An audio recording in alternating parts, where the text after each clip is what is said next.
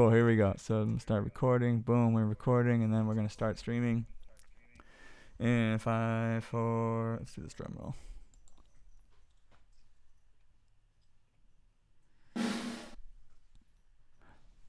Drum roll. Come on, y'all. Yeah. All right, everybody. Welcome to the drum stream. This week we have episode 7. Episode 7 with the man on drums, Gene Coye, this week. Always, you got your host, Matthew Elton Smith from Long Beach. We got Brandon all the way from Austin, Texas. And we're going to dive in today with the fun stuff of our first Grammy award-winning drummer on the stream, which is, man, that shit is incredible, okay? Incredible. So Gene, as we wait for the chat to populate here, let's just kind of let's just talk, man. Like, what's filling your bucket lately? What are you loving in life? Well, I think as everyone is, I'm making the adjustment to this pandemic uh, lifestyle. So I'm getting into more creative stuff in the box lately. Like more beat production and songwriting and remote collabs. Which has been fun to do. Heck yeah. Yeah. What anything else that's been like really like what about your beat production has been rewarding?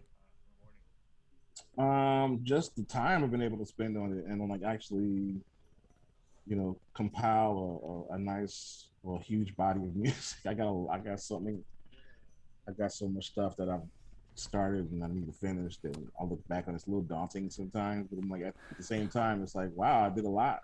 So Yeah. you Do know, you when you produce, do you start with drums first, just as a drummer, or do you start with how do you I start? I rarely start with drums. Like when I'm writing songs with people and stuff like and for a lot of people that's weird. I start to realize like they're like, man, I can't do anything without a beat. And I'm like, well, for me, the beat comes last because that's to me that's a it's a given. You know what I'm saying? What's gonna Mm-hmm. happen? Like I'm more interested in what's gonna happen on top of the beat, like around the beat. You know what I mean?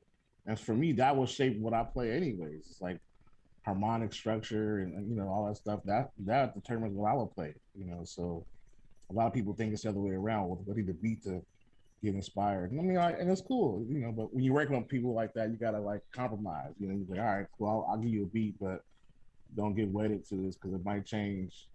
You know, Sure, sure, sure. so Dang. What about you, Brandon? What's good?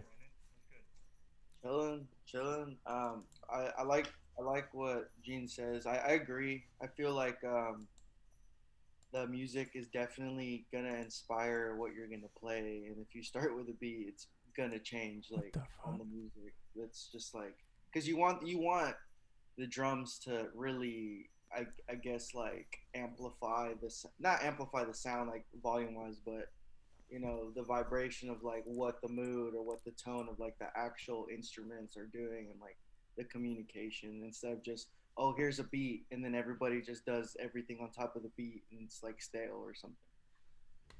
I feel I that. feel that. I think it's kind of interesting just too because I'm sometimes the same way. Like I don't know. I have comparing like completely different like thoughts on whether whoever like whatever starts first. Sometimes I'll start with the beat first because I feel like I need everything to revolve around that beat. But then the vice versa of that, when you play everything else and you try to put a beat on top of it, sometimes I feel that's a little harder because then you have to slip in like whatever swing that you had on the other tracks, but it could be just as honestly just as easy. I guess Specifically it's too if you're working with MIDI. all preference though, Yeah. really. Yeah, I yeah. mean, it just depends on what happens first. Sometimes it's different, but it's yeah, I think also it's good to Swing remember that you when you're had on the writing. other tracks, but sorry, y'all. Well, I was saying I think it's good, especially when you're collabing with people that like sometimes it's better to just go with the unknown. Like, be just good to go with the flow. We have no agenda other than like let's just make good music, and kind of get your own agenda out the way. Like I want it to sound like this. Like, well, it could sound like what it's going to sound like when once all the other components get there. You know what I mean? So I think it's important to also just take yourself out of the equation sometimes, just like Mm-hmm. serve the music. Mm-hmm. And that's hard to do. I mean, it's easier said than done a lot of times when you, Mhm. when you work with certain people. You know what I mean? So, Mhm. but I think it's a good rule of thumb. Yeah, absolutely. Well, what up, Justin? We got a couple people out here in the chat. We got 8 people so far. What up, Caleb? Ev, Carrillo. Hey, what up, Had y'all? had someone post some horrid shit in there for a second, dude. So I had to ban that person. What happened? Somebody Oh posted man, someone just posted some like I don't know. Sometimes on Twitch, bro, you get just weird people randoms. that come in, man, and just like will like post the most like this person wanted us to pleasure them. Let's put it that way. It must have been Hey, some sort we of got bot, some we sort of got beats. yeah, maybe Pleasure in the yeah, Caleb, you beats. saw that. Yeah. Pleasure with the beats. You want Hell, some 2 and hell, 4? man, I'm sad I didn't see it, man. I I wanted to know. watch Man, it. that was so quick. Had to get that out of there. That was not gonna happen We on got some my seven on my four, watch. 5-4, 5-8. What you want? You know. Yeah. What up, Caleb? And we got yeah, very fun. So let's see. Let me answer what's filling up my bucket here. It's completely undrum related, but I've been making my own kombucha lately, Oh and that's snap! been so rewarding because I love kombucha. I wasn't the biggest buyer of it at the store because it's so expensive, but now since Why I've do you been, love kombucha? I think the tartness. Well, like okay, flavor aside, I love like the process of making something. So like But flavor, okay, okay, okay. I get yeah, like kombucha. I get yeah, like the whole like process of it. It's the crazy. the process is like a 10-day process per batch. That freaks me out though. What about So it? just the process, Like growing it and stuff, or like not growing it, but like growing it, fermenting. growing. Yeah, come on, like yeah, no. I mean, I can see how that can spook a couple people, but like, once I you get barely it, even eat mushrooms like, because of that. Like mushrooms, Yo, no, I yeah, had some neighbors that made kombucha and they made like they brewed beer and all that shit, and they were mm-hmm, mad scientists and they made some. I mean, I would never drink. I mean, I never thought I would drink this stuff because I was always freaked out by it or just what it was. mm-hmm. And he changed my mind. Dang, So, but it's still freaky to me. Like just the whole process. I'm just like, nah, I don't want to look at it, man. Just give me man, get a little it's shot. it's a Yeah, weird looking thing. They have the SCOBY is what freaks everyone out. It's like this like just brown slimy looking thing that growth. you just throw on the top of it and it like ferments all the liquid. Yeah, it's but once you get past that, it's so good, bro. I got some pineapple, mango, blueberry, strawberry. I got like 6 bottles Oh, like I for saw. Damn. like carbonating right now. It's so Dude, good. my dad used to make that, man, back in the day, man, when I was younger. My dad's from Belize, Oh, so cool. he would make his own wine, like ghetto wine. Heck Sometimes yeah. like, just ferment like some pineapples and it'll turn to alcohol eventually. But we'd be like, that's just funky, Dad. We ain't, you know, we ain't really fucking with that. But Yeah, it's not for everybody, but if you like it, you should just make it yourself because it's friggin' expensive at the store. yeah, it's crazy expensive. Well, dang. So let's move on here. We got a lot to talk about, and we're gonna start right up with the drum news.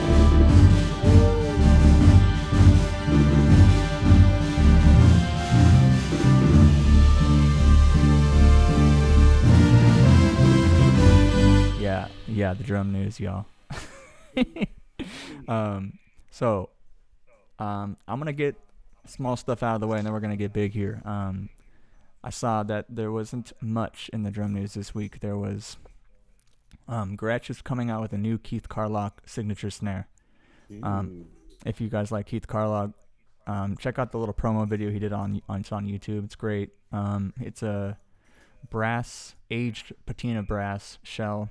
Um, it's like a very I think it's 5.5 by 14. Favorite part of every week is that intro jingle. Yeah, baby. Yeah. Yeah, composer in residence right here, baby. You What's that? no, I was cheering you on. Oh, heck Cheering. yeah. Thanks, bro. And so yeah, if you really are thinking about getting a new snare, I don't know. Do you guys have any brass? I know Brandon, you have a brass snare. I have a brass snare. Gene, do you got a brass snare? I Dude, got, I got just you. got my first metal snare drum like last year or so. What is it? It was it's a Yamaha recording custom, Ooh, like the 14 by 8 that's a something. big boy. Yeah, Yeah, it's big. that sounds crazy. It's deep. Do you use that on the left or do you use it as a main?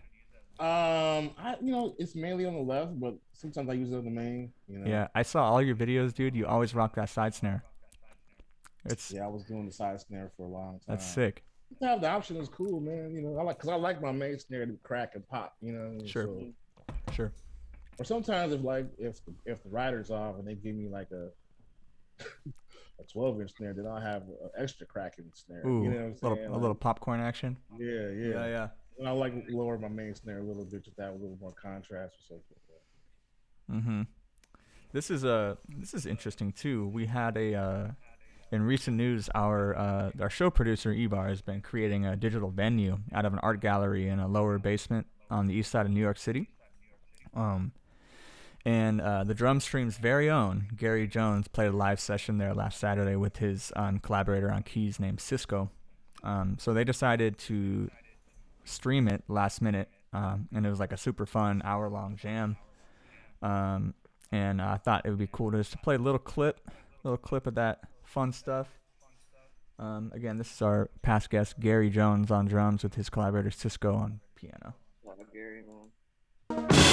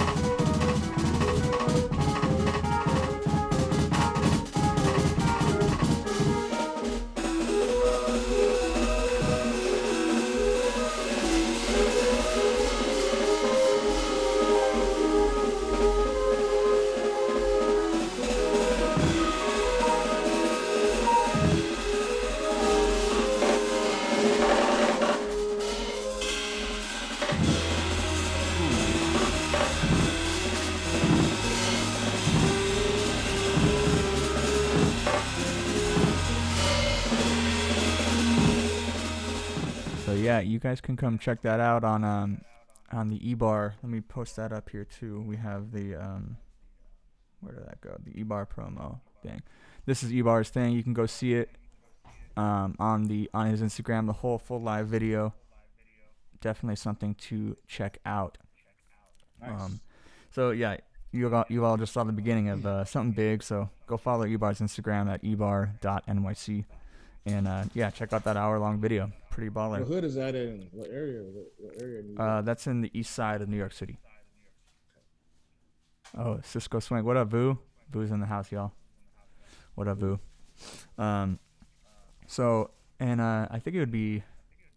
I've talked to many drummers about this since, but I wanted to kind of open up the can of worms about Hutch's video, and maybe talk a little bit about kind of everyone's take on that. Yeesh. If you, I mean, let's try to keep it PG, keep it fun, and and I'll start here. I feel like Hutch's video was a big wake up call to a lot of drummers, most of which who are watching content, trying to be like other drummers, and almost to the point where they are those other drummers. And I think Hutch's big explanation was trying to get out like everyone's got to be their own drummer, have their own sound, have their own ideas. he mentioned about playing a bunch of vocabulary. Slight echo from my mic. I'll try to fix that. Um, and yeah, what do you guys think, Gene? I agree with a lot of what he said, man. Um, also, I feel like this is a message that's probably been preached from years and years and years and years and years and years, probably from his, from his people that was like influencing him. They were probably like, man, get your own sound, probably, I bet that was happening, but I think more so today it's happening because we are definitely in the age of like YouTube drummers and YouTube musicians, Mm. you know, and I think that, there is a lot to be learned from YouTube, and I wish I had YouTube when I was growing up because I mean we had like VHSs and modern drummer videos and DVDs that we had to go buy. And YouTube came out and it was like, oh shit, like I can go check out anybody from anywhere, or before YouTube, you had to go out and listen to music, But also like there came a validity that came with being called for a gig as well too, and I think that crosses over to another aspect of like, okay, like you get validated from other drummers, Mm-hmm. but you're not getting validated from other musicians that will hire you for a gig. You know what I mean? Absolutely.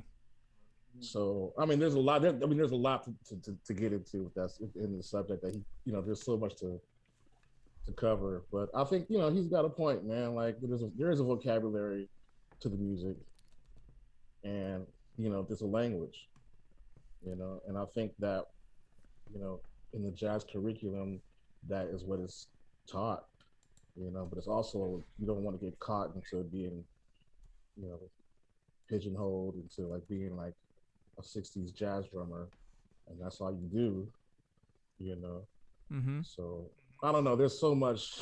It's a loaded It is. subject, It really it's a is. loaded we can talk about this for forever, but I don't know, what do you guys think? Um, personally, that I think I honestly think like the main message is like tying it to jazz. It's like it's like if you respecting the art of jazz is like finding your own sound. I think, right, and even just music in general, musicianship and like communication with music. It's like I think things get really stale with like Instagram and like people copying each other, and I think like not many people. I think it was just necessary because I feel like I think one thing that's really sad about like music in general is just that like not sad but like difficult or something. It's like it's kind of abstract saying, oh, I'm gonna I have my sound, right? Like I have my own sound. I sound like myself. And like I want to sound like myself because it's like how do you really do that? You kind of have to learn that on your own, right? You got to have to like look within and like, you know, it's not really it's something you can't really teach, right? It's like you can teach concepts and you can teach how to bend things, manipulate things into like however you want to, Mm-hmm. right? But like overall it's like there's a lot of intricate parts to it, and I think that's what Hutch really want people to understand. Because like the flurry thing, right? It's like people think, around the that's jazz, and it's like no, because like someone may have done an inverted paradiddle on the toms with the kick in between the strokes, right? Or someone did like a six stroke roll with the kick display, here, what I'm saying, and like in when you really know jazz and articulation, you can see, hear that, register that, but like when you take that, you put it on Instagram, you put it for a kid to watch, or someone who's getting into drums, jazz drums, they're they might see that as a flurry, right? Whatever they're saying, right? But I think I like the message of like originality and how that needs to be portrayed more in like in playing, because I think that was always my biggest thing. It's like I want to play stuff that no one's playing, no one really, or people have to ask me questions about what it was, but still in context of like the music and serving the sound. So I think Hutch had it in. I mean, he was aggressive about it, but some people just need to hear that stuff. I think. Mm-hmm. He said he in New York, man. You know what I'm saying? He coming with like that's how they talk to each other out there. You know what I mean? So No. and it's a different vibe. But I mean, I agree, man. I agree. It's like originality is what's up, and it's like that's one thing. It's how do you practice originality? I think it's a concept. You gotta make constantly be thinking about pushing the music. I think, and it's like we ask yourself, what is improvisation? And what I was told was like it was playing the unknown. You know, Mm-hmm. and it's like you got to constantly be reaching for different places in the music, and that means playing stuff that's outside of your comfort zone. Actually, taking a risk out of something that you've already learned. Like if you practicing all day, and you in the shed all day, and then you go play a gig, you just gonna play what you've been practicing. Right. That's It's a. hard. You're not improvising. I feel You know like what I'm saying? people do that though. Like, and they think they should be shedding all day before the gig, and it's like, if you got to shed before your gig, man, it's like you don't know the music. Well, get your hands right. Get feeling good, but I Sure. think like you got to step away and let the dust settle so that you're not just gonna go up to the gig and just be playing what you playing regurgitated information. You know what I'm saying? You just playing what you've been doing in the shed. Mm-hmm. Let that digest. Yeah. Yeah. I'm curious to know if anyone in the chat has seen the Hutch video and has any comments. I'd love to like kind of hear from you guys there and let us know what you thought. But um, man, yeah, I feel too like just being I don't know what is originality too. Like for a long time, I had I was like infatuated with the drummer Ari Honig, and I got the distinct pleasure to open up for the Michael Desson trio, which featured Dan Weiss on drums and Chris Tordini. Yeah. And so I got to backline Dan Weiss, which was, besides the point, but Dan came up to me afterwards and he's like, "Yeah, man, sounded good, but you sound a lot like Ari." And I'm like, he just told me right then and there, and that was like a Wow. big thing for me at that point. I was like, I've been outed, like it's true. Like that's I had to say like you're right. I do, and he said even down to your movements, man, like how you're playing the drums, and I'm like, dang, like Mm. so there's a lot to go with when you hear stuff like that to re not quite reevaluate, but like reassess like how and what you're playing, and is it yours? And I mean, who's to Yeah. say it's anyone's really, but like But it's people hear it, man. People have an ear. yeah. I remember, man, years ago, man. Like I was touring with Salvador Santana band, and it was part of my college career.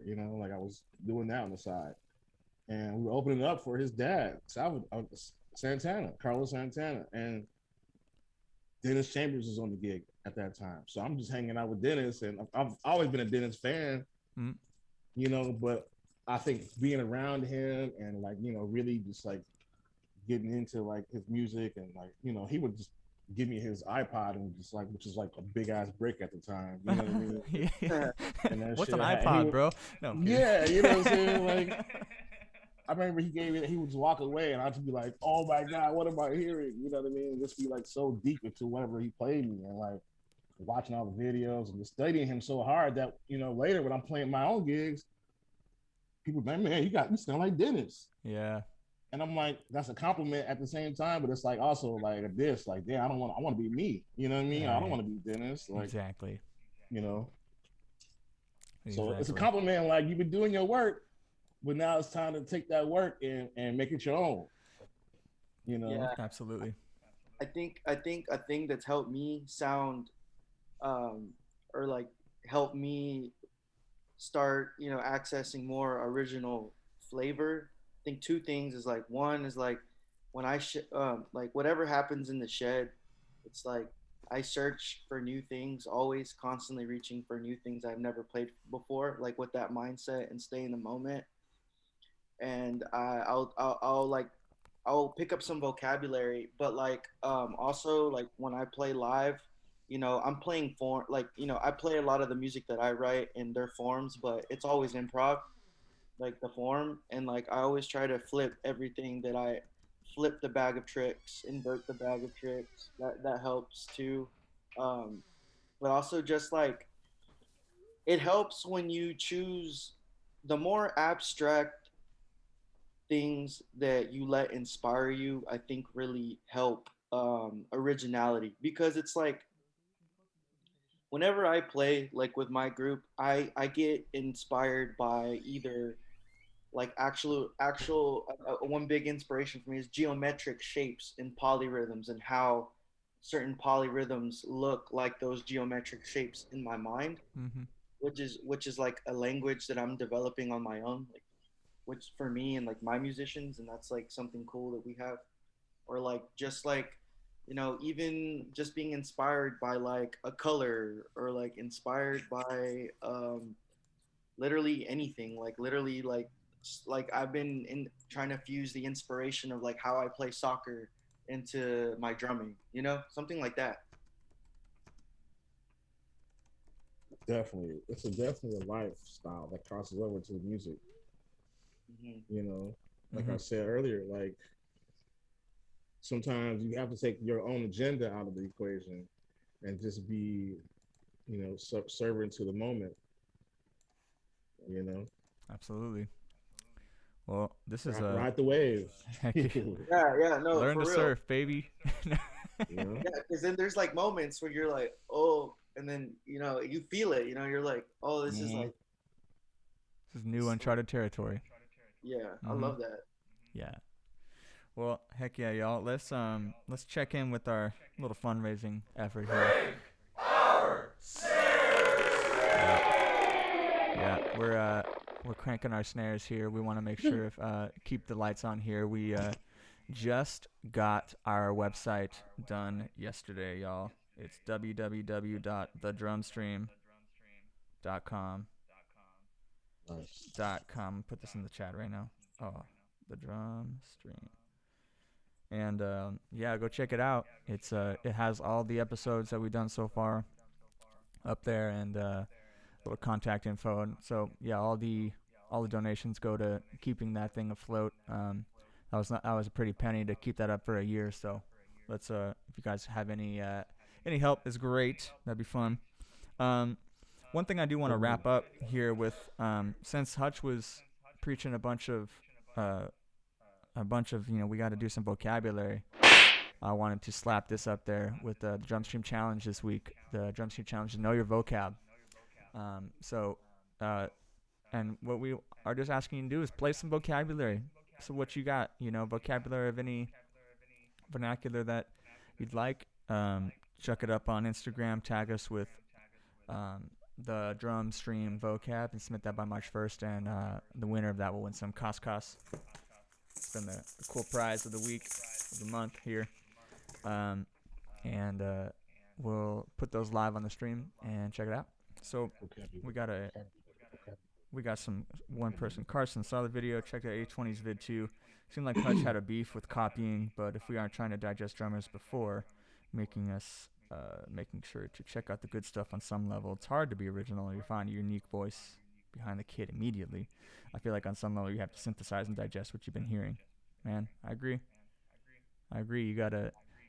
I know. I'm kind of on this tip of like you have to imitate first before you can innovate in a way. I feel Mm-hmm. like so if we're all stuck in but you can't get stuck in that imitation phase. Like people Right. are very like particular about who they like. I mean, like me and Ari when we were like in the back in the day too. Like that was all the drummer I would listen to, like or like want to listen to. So anyway, I mean, good yeah, we good can on us find here. a Um, bunch of situations where it's like that. You yeah, know, yeah. Well, very there's a cool. trend. There's trends. There's trends. Sorry, I pressed the wrong button. Yeah, yeah, yeah, yeah. Yeah, yeah, yeah, But yeah. We on here, Hot 97. Yeah, yeah. yeah, we're here, baby. Okay, so let's move on, man. This was really good to talk about, y'all. And if anyone else has some other comments, we'd love to hear them. But let's get on to Eugene, man. You're from Oh, Evanston, Illinois. E Town. Yeah, and I'd love to know, like, we asked everyone this, but like, how did you start on drums, man? Like, what was drums first? Did you play anything else before, or yeah, how'd you come into music? Drums is my first love, and um, I started. I came out the womb for love with a drum, for love for drums. Honestly, like Heck yeah. pots and pans. I'm talking about pots and pans, boxes around the house. Kindergarten, I would like show and tell. I would get all the kids boxes, like you know pencil boxes. We had all our pencil boxes and stuff, and crayons in your box. I would get all the kids' boxes and put them on the desk, and I would just go crazy with my little pencils, like and just go snap. And I mean, that was me. I was like infatuated with drums, man. So that that and growing up in church, just always being by the drums in church. Uh, I don't know. I just had a love, man. It was a thirst, like a kid in a candy store. I would see drums and I would get hyped, like, just like Mhm. excited, And Mhm. so that love, turned into a passion, and turned to something fruitful, And I just kept at it, And I kept, people around me just kept inspiring me. Like my cousin played drums in church, so that inspired me. My uncle played bass, and like the stories that he had a band back in the day that inspired me. You know what I mean? Like my Mm. peers inspired me, like my homies that played drums around. It was just, it was all around me. Music was around me. Not my parents didn't play music. My dad like would play like my dad was like a DJ, like back in Belize. So we had like a massive record collection. So he would always be spinning records all the time with like funk and disco and R&B classics and stuff. Very cool. Very I cool. don't know. So like, okay, hold on, let me look here. So did you, growing up and going to school, like, were you playing in any bands in high school? Are there any like like old bands that you were in, like coming up in high school? Man, Or hell yeah. Well, I mean, like I was always like in community choirs and stuff, like which basically would be like the choir from like all surrounding churches would come like make a community choir. uh They'd be huh. like the dopest choir in like the area, kind of. You know what I mean? Yeah, yeah, And so I did stuff like that. I mean, in middle school, jazz band in middle school, we had big band.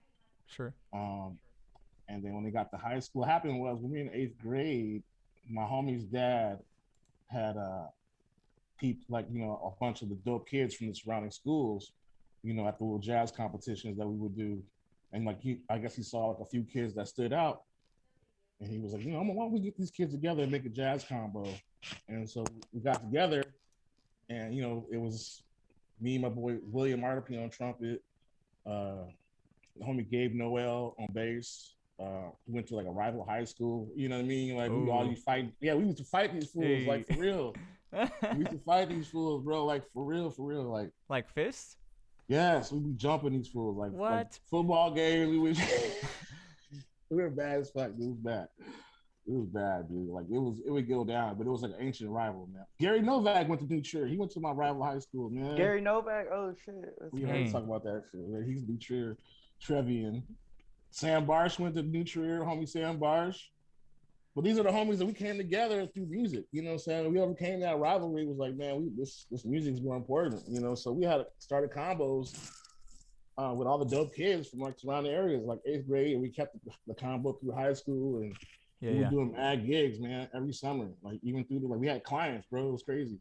What kind of gigs were you doing? Like, this is in high school, right? You're saying? Yeah, high school, we started doing festivals, like summer festivals and stuff, and then we had like private parties we would do. We would play at, like the bookstore, Borders or something, like little coffee shops, Mm. little restaurants here and there, Was it But original also, music? no, definitely not. You Okay. know, it was all like standards, and we would just, I think maybe like we had a couple originals, but it wasn't much like that. That's cool. We we went on tour one time to like New York or like Rochester, New York or somewhere, and we did a couple gigs over there. We weren't even like 21, but we were playing like some nightclub, bro.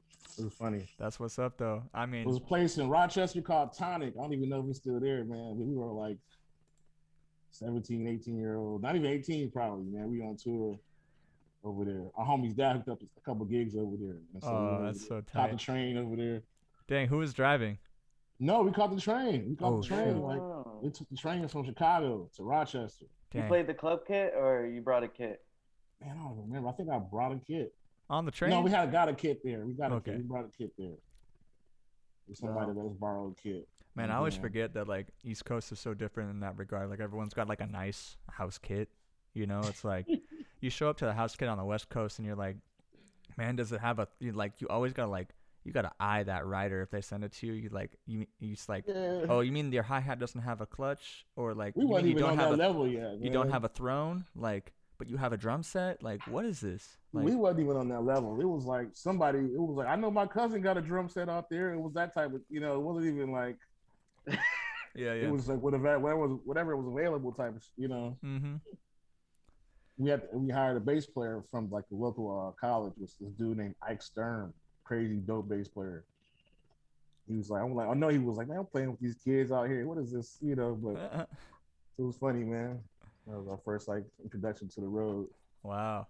And then so if you're touring all through high school, like you're getting like worlds and worlds of experience past like, a lot of other people. So like when you came out to the West Coast for school, how did you choose that? Like why did you choose, I mean, I know you went to Cal Arts, so like why did you choose there, and were there any other choices in the cards? Definitely. I had thought about Miami, University of Miami, Okay. because I had a homie who went down there for school. He loved it. He was like, man, the girl, we at Miami and all this yada yada. And I'm like, yeah, that shit sounds tight. Yeah. You know. But you're like, And nah, man, I like the artsy people way better. right, no, but it was weird. Look, it was crazy, man. It was there. New England Conservatory. Mm-hmm. I thought about Berkeley. Thought about, and then my other homie Will had went to USC. Was in my band for the longest time. It's like my brother. Mm. He came up to USC, and I was like, man, like that's my guy. Like we played. Like I think he was like, man, you come out here, check out Cal Arts. I guess he had checked out Cal Arts, and I was like, let me see what it's about, because I never heard about it. So he told me, and then I looked it up. Man, it seemed like a dope environment, like a cool, creative place. So had you gone and visited before you went there, or no? No, dude, I had not. It was trippy. Whoa. So it was Okay. trippy. So it was fun. This is a funny story, man. So I got accepted, and I was like, all right, let's go. I'm like, fuck it, let's go, man. This is how I'm gonna go, Cali, whatever. Let's do it. Yeah. So my mom was like, all right, we're going to visit the school. I think I came out there like in the summertime, like maybe like in June or something. Like school had just ended or something. Uh-huh. And I came out there to visit, and then to meet David Rosenblum, the dean Right. of the music school at the time. And, I come out there, and he's like walking us through the building. Like it's cool. And I'm like, man, this is cool. Like it's hot as hell here. The weather is dope. Oh, God, I'm like, yeah. I bet. And my mom was like, because my mom went to art school. Okay. And so she was like, do you know what you're getting into?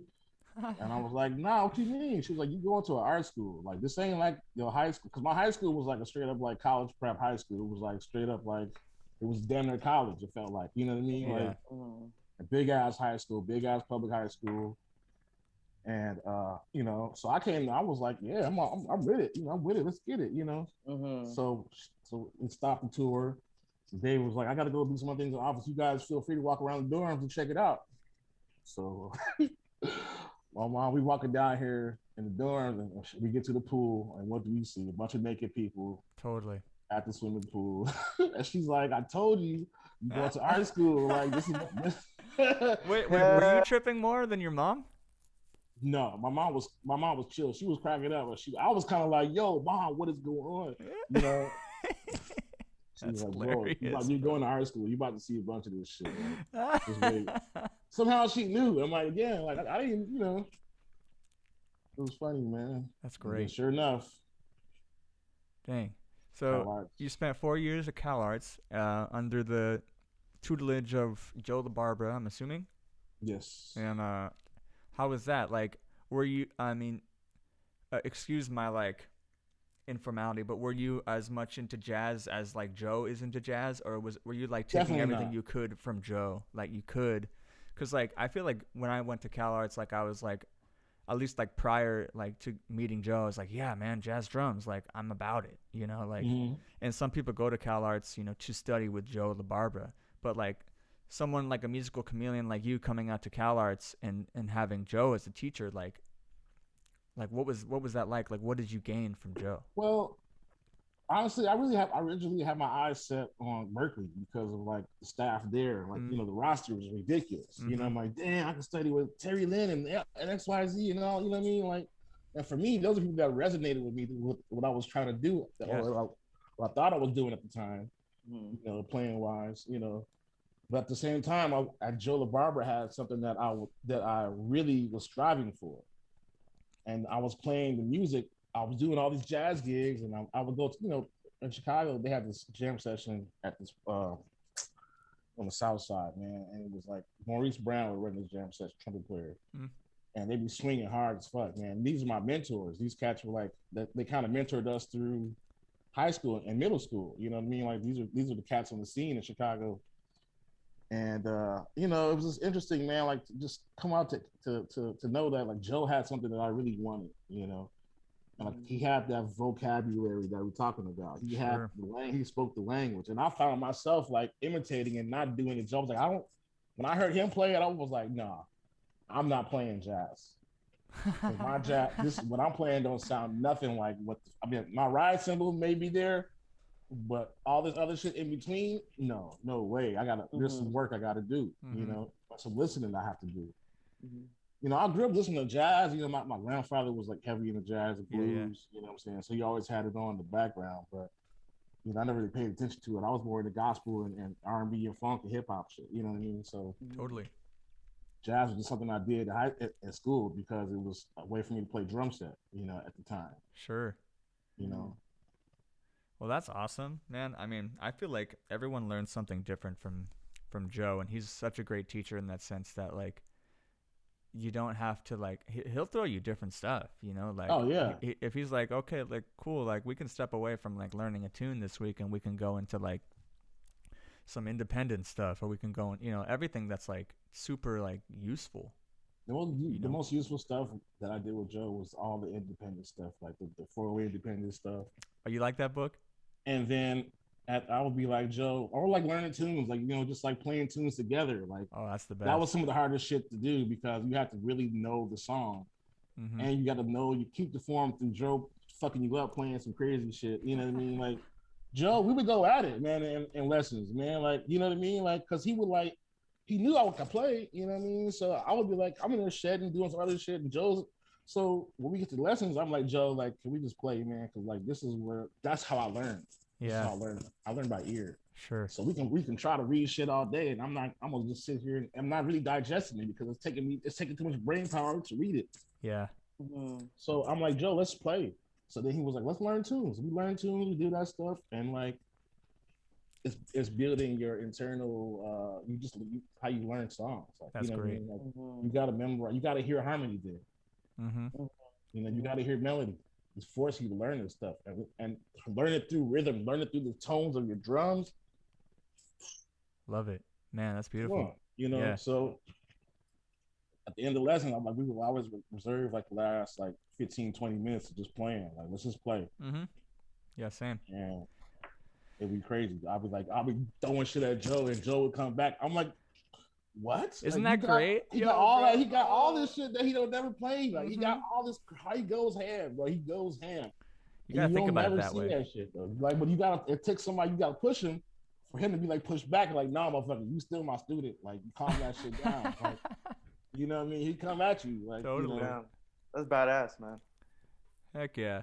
Well, man. So, I'm curious to know, like,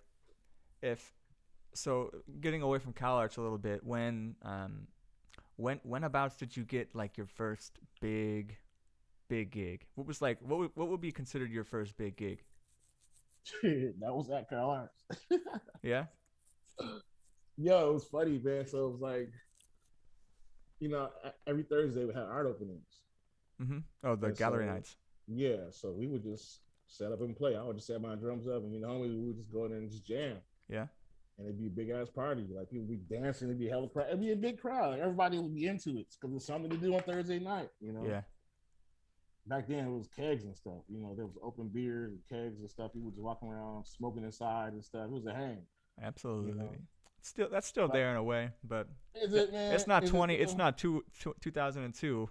I'll tell you No, that. no, Like, no, no, no, no, no, no. Then it was crazy. They cut all that stuff out halfway through my college time there too. dang. But yeah, man. So doing that, you get to know people throughout the other school. Mhm. Throughout the other schools like art school and theater school, and so there was these dudes that were animated, these two Korean dudes, and I was like, man, who are these guys? They was like, man, they had hella hip hop gear on, always like geared up, like, Yeah. and I'm like, yo, he was like, yo, man, you dope on drums, man. You want to do a gig? And I was like, yeah, like, there was some rappers, there's Korean rappers. So it was like, yeah, it's a gig down in Koreatown somewhere, man. Like, we'll see the address. Get the address. I get down there. It's like streets are closed, and it's like the intersection is just packed, and this park is packed out. What Packed. can I ask you something real quick? So this is before like GPS, right? Yeah, yeah, yeah. This is like you have to do like fucking MapQuest. Map quested the shit. Oh, okay, Yo, that's what I was gonna ask. you have to Yeah. MapQuest like print the directions out. You know what I'm saying? So I'm get there and it's in the park, bro, and the park is packed out. I'm talking about you can't move. There's so many people, and it's like probably like 100,000 or so more people out there, man. So many people, and these cats, I meet them in backstage, and I'm like, yo, what is going on? Like, and like girls are going. There's like the front row, the front of the stage is like just nothing but chicks, like, and they're going crazy for these two dudes. Dang. These two dudes that are animators at Cal Arts are like some crazy famous rappers on the low. Like they, yo, we get up there, everybody's rapping the words to the song, and I'm playing along. Like, what is going on? Like, who are these people? You know what I Dang. mean? And that was my introduction to like that was like a weird, like major gig that I didn't expect to be a big gig. I think that's probably like one of my first big gigs like that. You know what I mean? Like, What? Who were they? Like, I have no clue to this day who they for are, bro. real? Oh man. So was it a one-off? It was just one gig like in Koreatown somewhere. Dang. And And they like, went back to being animators after that. Like did you go?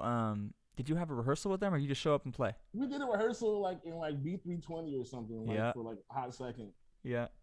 And I was like, okay, cool. Like this is gonna be easy, like Totally. just play along to the beat. All right, whatever.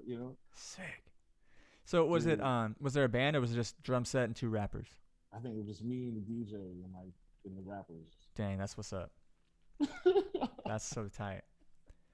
And dang, that's The killing. actual big gig, but then like the other tribute shit was like going to Cal Arts and like not knowing who I was sitting next to in class. That's how I got that Santana, playing with Santana, Carlson. You know what I mean? Like I'm sitting in this class with Salvador Santana, his son. Yeah. And I didn't realize, I'm like, nah, I didn't think, I was like, this ain't nobody. Like, that's just the homie. We smoke blunts in between class, whatever. Yeah. You know what I mean? Like, For this real. is the homie. And then one day at the end of the school year, he was like, yo, man, like, so if I put a band together, would you want to go on tour? And I was like, what you mean? Like, It doesn't work that way. What do you mean? like, what do you mean? He was like, yeah, like, would you want to go into opening for my dad? And I was like, wait a minute, so you are Santana's son? Like it was a moment like that. Like, The fuck? I never questioned it, I was just like, this is just the homie, man. Like whatever, That's dope as fuck, dude. That's That shit crazy. was crazy. That's like some crazy lineage shit, some like legend shit. That's Yeah. dope as fuck. Yeah, man. yeah. I mean, that's like it doesn't happen like nobody. I mean, you don't just get to go on tour opening for Santana unless you got the hookup like that. That was that's what was crazy. It was like I went from like 0 to 100. Like For sure. tours don't get any more cush than that. Yeah. Yeah. Were you like? Standing They were like like, 10. what backline do you want? It's anything I wanted. That's the one. That's the shit. And they traveled crazy travel, like tour bus, the nicest hotels, catering all the time. Hella, they brought the whole stage. Like if it was a gig in the States, they brought the whole, he has everything. They own the whole stage, sound system. They bring all that to the park. Jeez. So they'd be like, we traveling with, and it's like 20 or 25 18 wheelers that get there at like 3 in the morning and start setting up the stage and sound and all that shit. And Oh then we do the man, show. damn. You know what I mean? Like it's that type of production. It's crazy, bro. It's crazy. It's crazy. Were you rocking like in your ears and playing on a Yeah, big yeah. stage and like Definitely. how was that? Definitely. Did you have like a click or something or how You know was? what? Like we were no, because we had Well, that's dope too. That's it's dope funny. too. We were just jamming, bro. Honestly, our we were just like jamming, though. We had no real set of music. We was like, oh, this is cool. Let's play this Bob Marley tune, and oh, let's play this fucking Spectrum by Billy Cobham and shit. Let's do this. Oh, Like it was just random songs. We just pick random songs, oh, that's dope. That's That's and we sick. would just jam. tight. You know what I mean? Like it was all his homies. He was like, this is my best friend from back in the day. He played guitar. He was dope guitarist. Other homie was a rapper. You know what I'm saying? Other best friend was a bass player. Like it was just like a bunch of homies from the Bay that he knew, Yeah. and like we met at Cal Arts. You know what I mean? So he was like, "Yo, let's go on tour. Let's go. Let's do it." And so we Dang. spent So like we went down, sick. we went to the Bay for like a month, and we rehearsed for like a month, bro. Just like jamming, just like blowing it down, like in the Bay, like just having, just doing, just kicking it. You know what I mean? Like That's what's up. The Dang. it was Bay is funny, dope. man. The Bay is so dope. I fell in love with the Bay I because of love that. the Bay, man. I So fell in love with dope. the Bay because of that. Because of those homies, they showed me such a good time and how like the Bay Area vibe, everything. Like you know what I mean? Mm-hmm.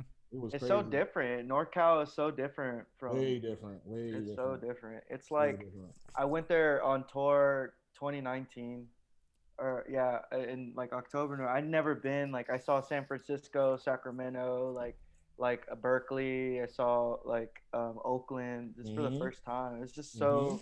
It's cool, man. I like it. Yeah. It's a It's cool good vibe. vibes up there.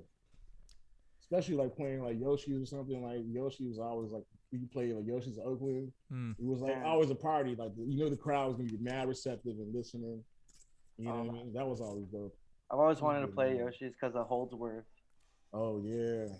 I mean, so many people hit that stage, man. It's like you think you start thinking about it, you kind of like start tripping a little bit. Is Yoshi still around? Yoshi's, yeah. I think Is it he's still happening? there. Okay. I'm They just had thinking, one. thinking They now. had two of them. There was one of them in San Francisco that opened up, and that was Right. nice, but it didn't. It didn't stay open for too long. Yeah, yeah.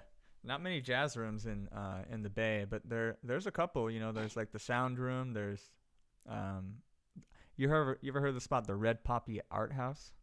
No. That's like a people that open up their home, like home concert style, but you gotta like book, Oh, and it's pretty baller.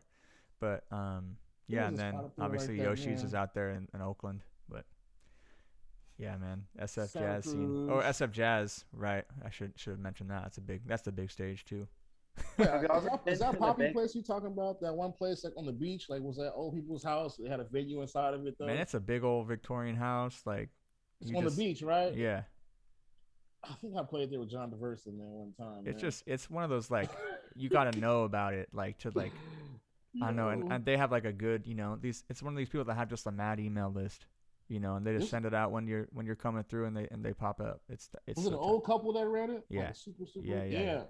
Dude, Mhm. we played there with John DeVerson man one time, and homie, the old man introduced us. He was not a fan of the music, but he was like, Oh he gave us man. he gave us the most salty introduction. It was hilarious. He You was didn't like, like man, John DeVerson? Was it the he small was band? like, he said something along the lines of like, we got this group today from LA. Uh, I don't know what the music sounds like, but if you like this type of music, here it is, or something like that. Like we were like, Jeez. okay, and then there we go. Jeez. Well, dang. I It's played there a few times. It's cool. I like the little bit. It's like a little house with like a venue and like attached to it on the beach, yeah. right? Yeah, And they yeah. always cook you a little meal at the end of it. Yeah. Yeah, it's like it's one of those gigs that you just like this is nice, you know? You don't this isn't like you're showing up at the club and you know, and you Right, gotta go find food and you gotta like, you know, use a shady bathroom. Like right, it's not right. about that. It's good vibes It's for about home sure. living right there. Yeah. Well, man, that's a great segue to maybe like talk about your work with John DeVersa, you know, and you guys won a Grammy for your Beatles tribute. Yeah. Man, what was Yeah. so like? No, How long have you been that playing was a with John? Grammy. That was a Grammy nomination for the Beatles tribute. Oh, so which one did you win the Grammy for? The Dreamers The album. Dreamers album. Okay. Yeah, So how long have you been working with John? dude. I met John at Cal Arts. Was he a guest John, lecturer or was he he a? was getting his master's there. No way. Oh, Yeah, everyone went to Cal Arts, bro. Dang. John was getting his master's at the time. And we immediately clicked and started playing together. Um, and then we've just been playing ever since. We were doing small band at the Baked Potato for years. I was gonna ask about that venue. I was gonna ask about that. I've always wanted to go. I've never been. How is that venue? Oh, super dope, So man. It's sick. like Posters everywhere. classic spot to play, man. Yeah. I was I'd Classic love to spot. play a little video. It's not from the Dreamers one, but it's like my favorite John Versa track off his album Junk Wagon right here. Live at the Baked Potato. We won't listen to the whole thing, but it's heavy, bro. Holy shit.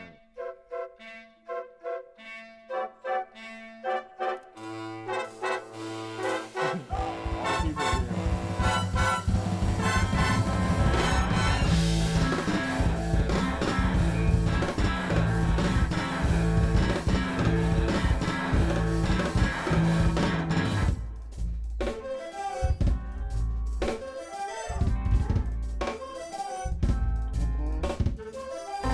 That's tough, man.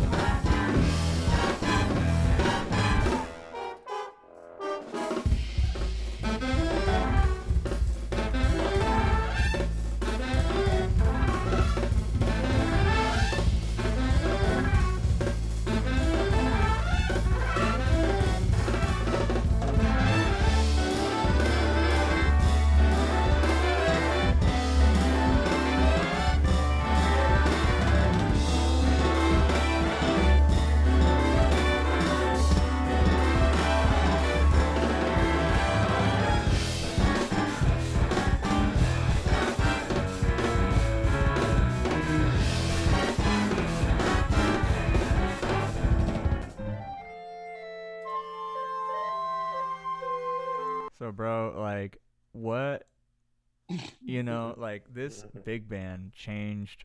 I feel like when I was coming up at Cal State Fullerton in my undergrad, like I went there from 2008 to 2012. Like the two like mainstream big bands were, I mean, I guess you could say three were, man, was always, Gordon Goodwin's band was um Ingrid Ingrid Michaels? No, not Ingrid Michaelson. Who am I thinking? Ingrid Jensen? No, am I right? And I forgot her name. And John DeVersa's big band. I had a lot of friends that were going to Northridge at that time when he was still teaching there, and man, and came through and he would do like guest artists at Fullerton once, and his energy and his whole like concept of the big band just shattered everyone's expectations. And every time I listen to his band, and I when I listen to like you're playing in his band, Gene, I feel like it's just like it's a match made in heaven. Like there wasn't like a swinging drummer that could go in and play that gig. Like it's not meant for that. It's meant for like I mean, it says it in the name of the big band, the progressive big band. It's like a fusion ass big band, super like hard hitting. Fun. It's tough, man. It's tough. That's the first time I've heard that joint, but to be honest, that shit is so sick. Like, I never really like listened to big band stuff, but that shit is so tight. Like, I think just like the context of like how beautiful the color is from the horns and woodwinds, and then just like the chemistry between you and the bassist is just like super sick, Mm-hmm. super tough. I think what like for me, I think what made it work is that we were doing a lot of these songs in a small group setting for a few years before we did it in the big band setting, Hmm. and we would take these songs all kinds of places. Mhm. You know, sometimes we would even end in the same song. We would end on some whole different plane somewhere. Mhm. But I think it took years of doing that and exploring and taking these songs to the greater beyond. Where what I mean, I think that was important for when, or just for at least digesting. I don't want to say digesting, but at least for like taking the music and then recreating and letting it become something else. When it came to a big band, he was like, "Yo, I still want y'all to do what you do."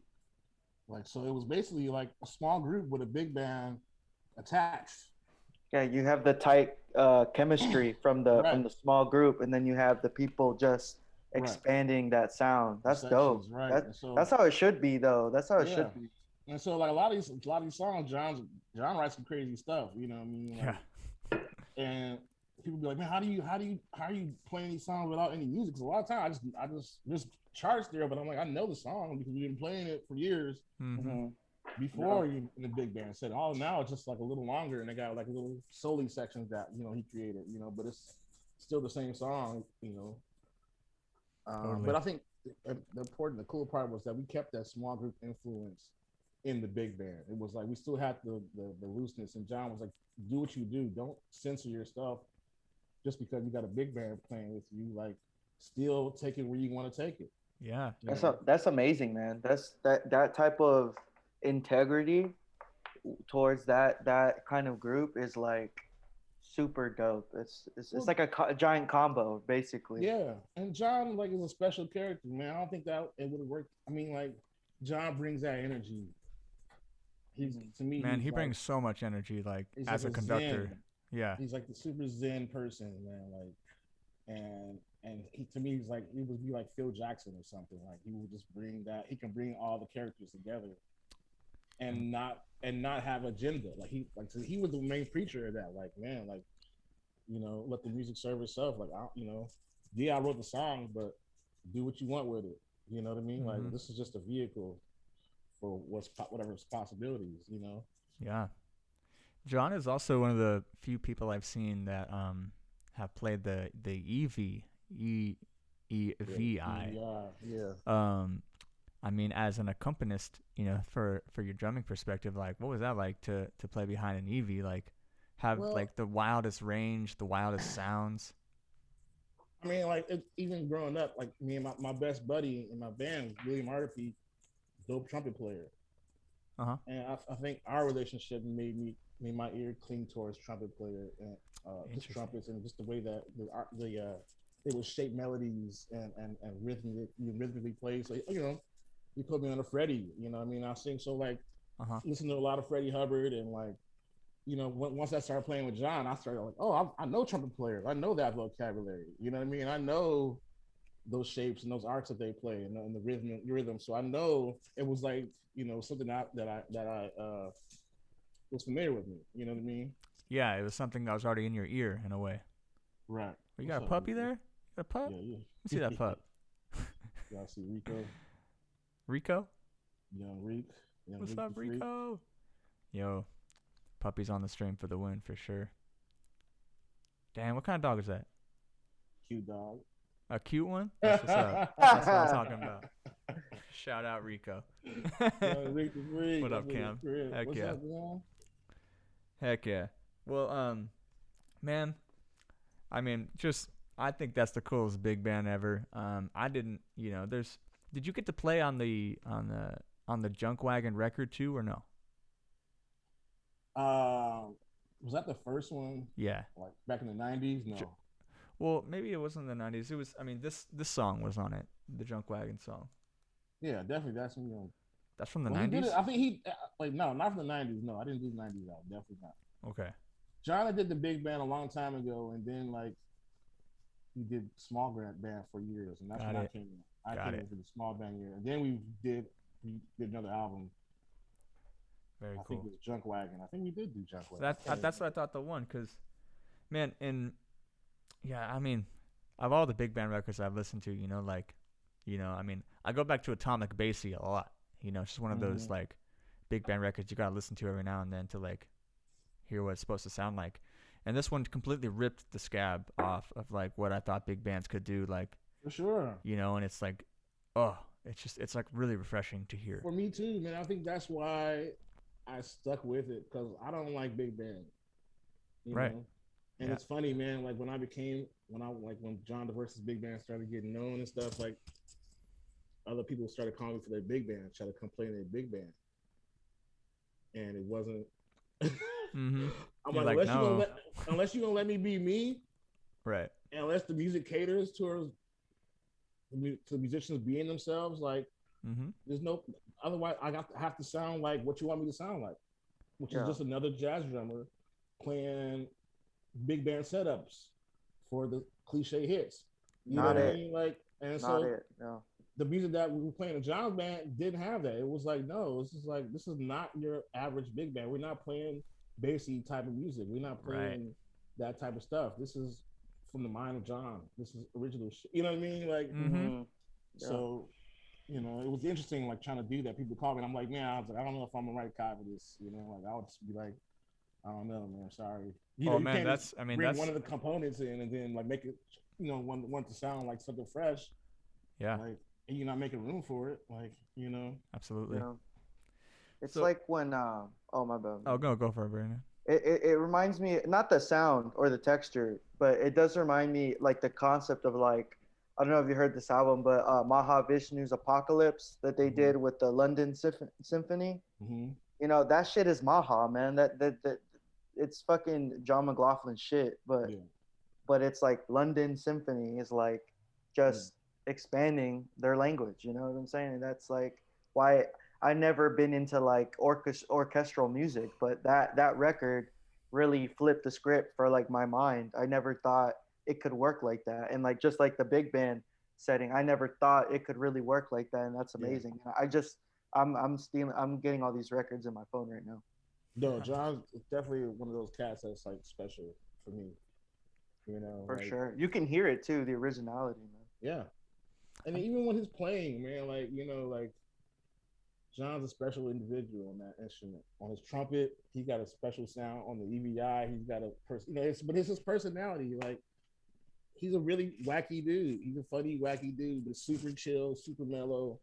You know what I mean? Like, I don't know if you've seen. He did a song called "I Love the 405," man. Back when he was the Cal Arts, it's just hilarious. He was singing and shit, singing and playing bass and stuff, and Man, you gotta love the 405 to write a song about it. it's like a country song too. It's funny, man. I want to say he cut it at Capitol for like the Capitol recording or something like that. I think he did it. Oh, for the Cal Arts record? I think so. Dang.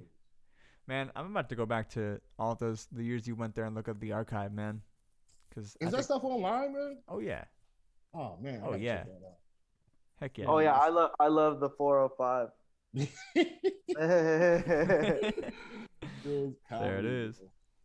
There's a video on YouTube too. Oh, man, Dang. that's funny. That's hilarious. That's like one of my cats, but that's one of my dudes, man, for sure. Dang. So something, I mean, we can kind of segue into like, and I've kind of touched on this a little bit, but you have so many like different people that you work for, and like how do you maintain that? How do you maintain such a diverse like clientele that's like you said that like, I mean, you don't want to get called for every big band record. You're only taking the stuff you want, but like you've also like the first time I heard your name, Gene, was when you played with Joshua White, which is like a 100% flip from any music that we've played here so far. Like Joshua White, if anyone doesn't know, is a brilliant pianist and composer from San Diego, which is where I grew up. So I got to play a lot with Joshua at jam sessions mostly. Never got to play like a full gig with him, but I've gotten to play many minutes with Joshua. And anyway, so yeah, like how do you for people listening and for just from because I want to know like how do you keep that up? Like, what is there something a bit of advice you can give to the drummers out there that want to be a musical chameleon like yourself? I would just say be a sponge. Like absorb as much as you can musically. I think yeah, we have things that we like and we our ear clings to, and that we our favorite type of music and our favorite artists. But also, don't be opposed to listening to something else that somebody else want to show you, even though it's not type of music you really fuck with or listen to on regular. But Mm, you might hear something that intrigues you. I think it's just about having an open mind to music. I think that's important, man. sure. And don't be afraid to take the music elsewhere.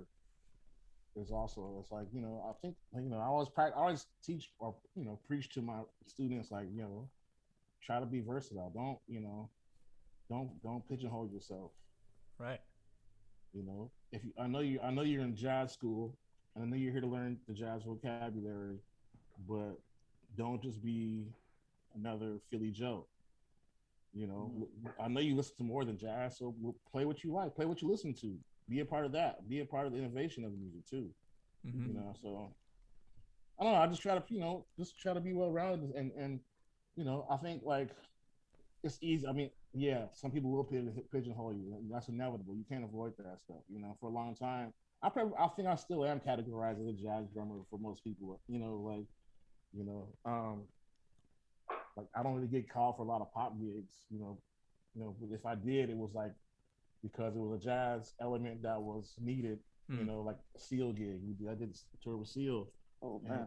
that was a random call for me because I was like, I don't usually get calls for pop gigs. You know what I mean? But it was like, oh, Seal came out with an album. He did a big band album with all these standards, like American standards. And so the first half of the show was that, and the second half of the show is his pop stuff. And Yeah.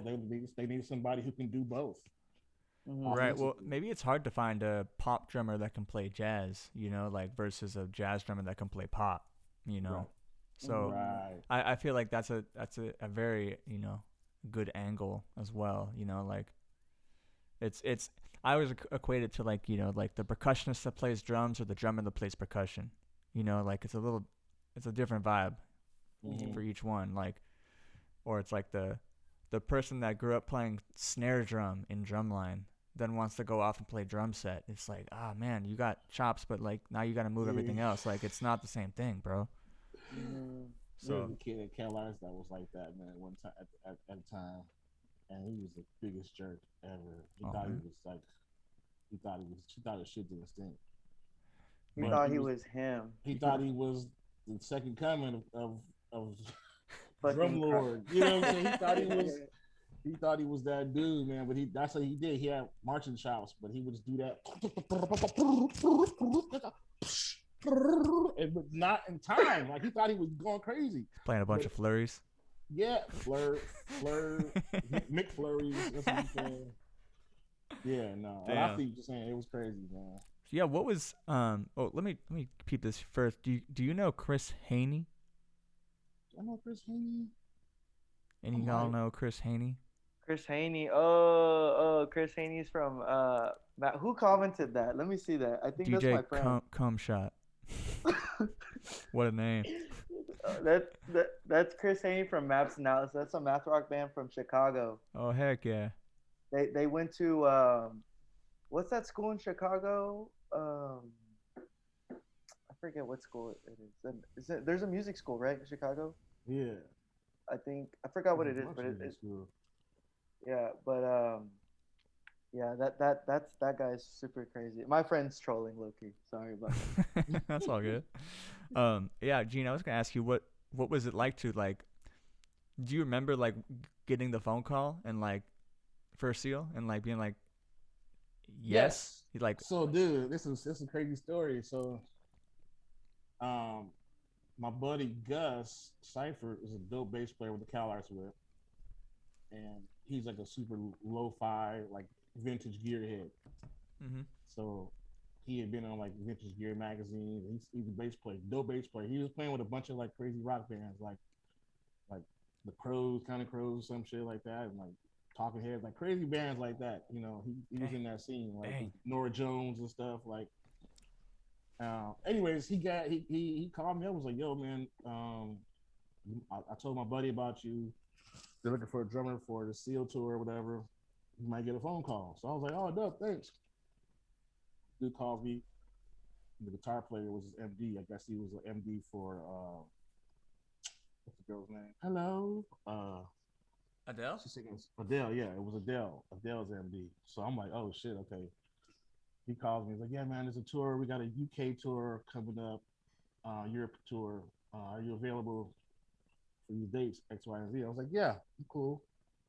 So we get the ball rolling, and I get in touch with the management, and they send me like, they give me the dates and all the rundown, and then I give them my passport info, all that stuff, and then like, all right, cool. So I'm like, I think like 2 weeks before the gig, I'm like, where's my ticket? Like they ain't send no email with the ticket yet. Like, what's going on? So finally, homie hears from me. I was like, man, I'm so sorry, bro. Like we ended up going with a different drummer at the last minute in the who lives in the UK. And I'm like, that makes all the sense in the world.